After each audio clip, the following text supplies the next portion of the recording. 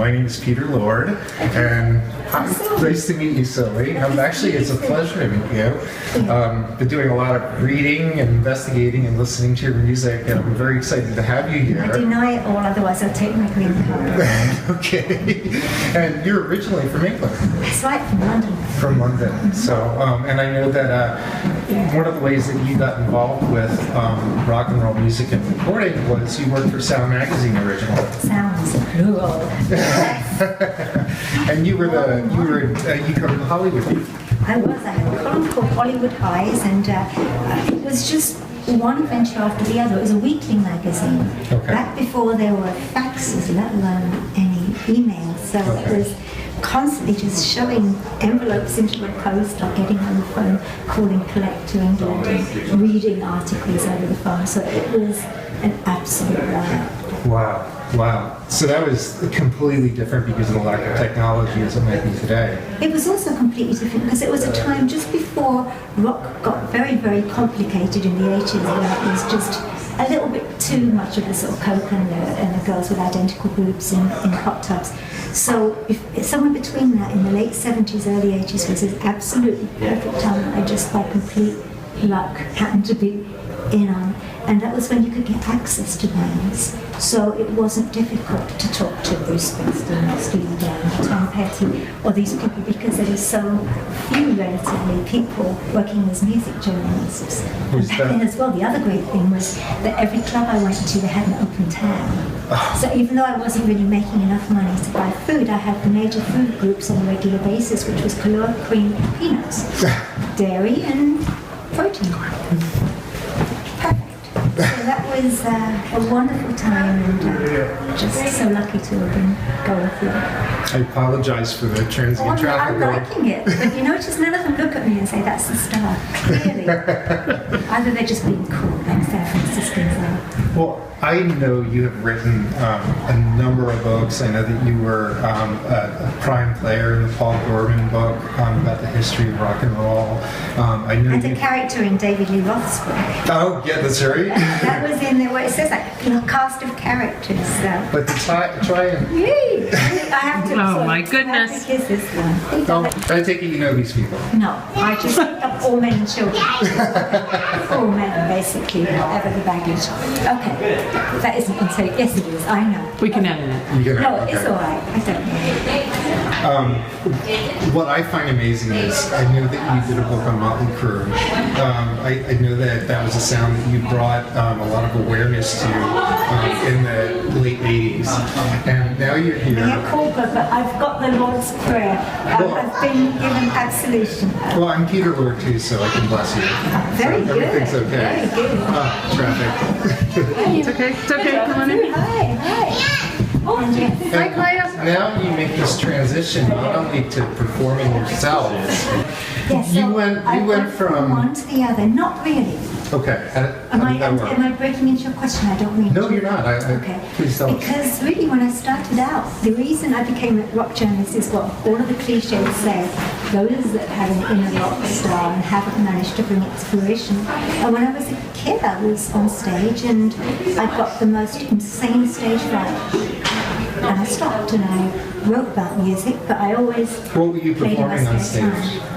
At that time, I had my own little sad songs, all in minor keys, and so sad songs have been consistent in my life. And I was playing a guitar. Okay. Very badly, but then I specialise in playing, sort of like low level of skill instruments. Okay. And I play lots of things to a degree of just getting by on them. And my new one is a ukulele, which I love, and I've given up everything else pretty much for it.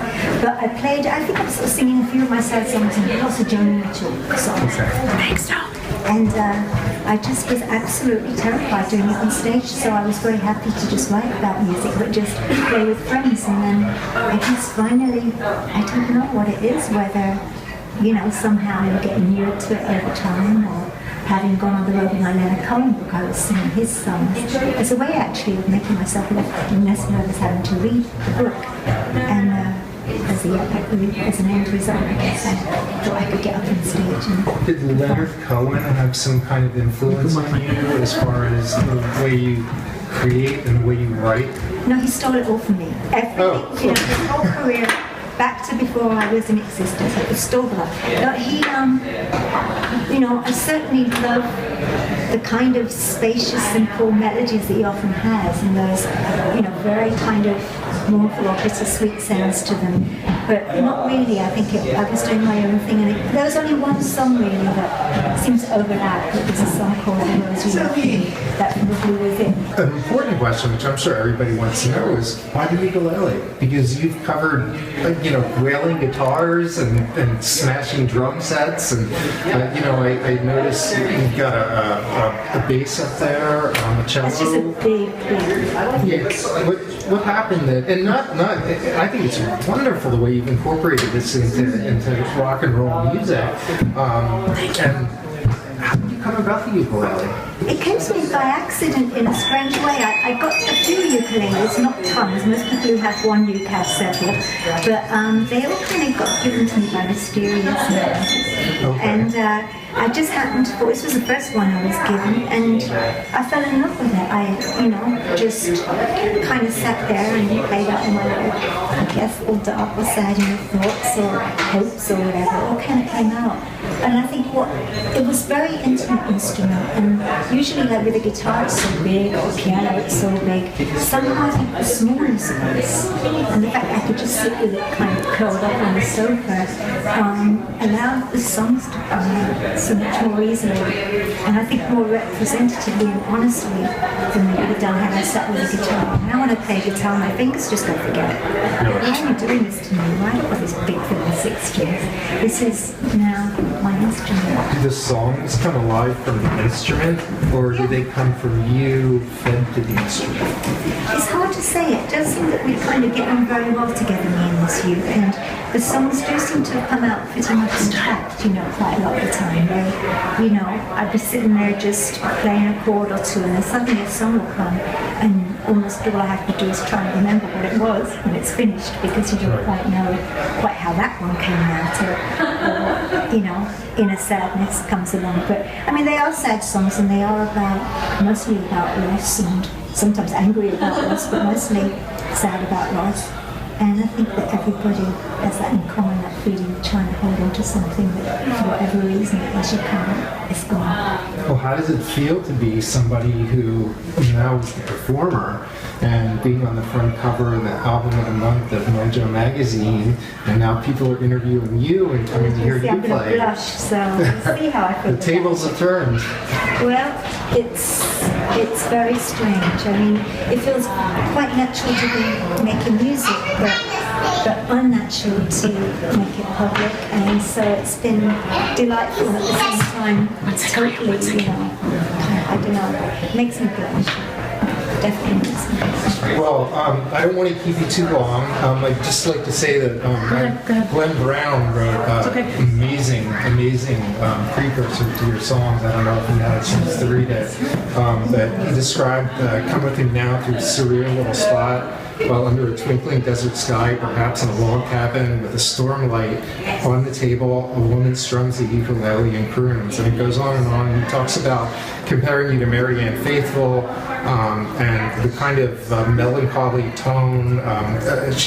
He talks about Tom Waits similarities and all kinds of other musicians that, which is really hard to pin you to anything specific because you're so unique.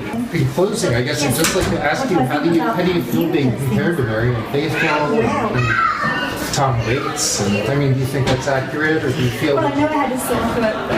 No, I mean, it's hard to say. I mean, people get Marianne is wonderful. I would never put myself in her league for a minute. But what's interesting is I've been also compared to Marianne Faithfull's daughter and Marianne Faithfull's grandma. So I'm trying to get the whole. Are they musicians as well? I haven't found that out. I have to do some investigation. That would be interesting because I'd really like to. I guess it's because it's the English accent, and you know, kind of probably is unusual. Well, it's delightful. Well, I'd like to conclude. We're here at the BFF.FM studios here in the Mission District. .fm. Frequencies forever. Best frequencies forever. Yeah. And we're going to be going into the other room, into the secret alley, and listening to you play. I've only gotten to hear one track from your CD, so I can't wait to hear it. I heard the first one.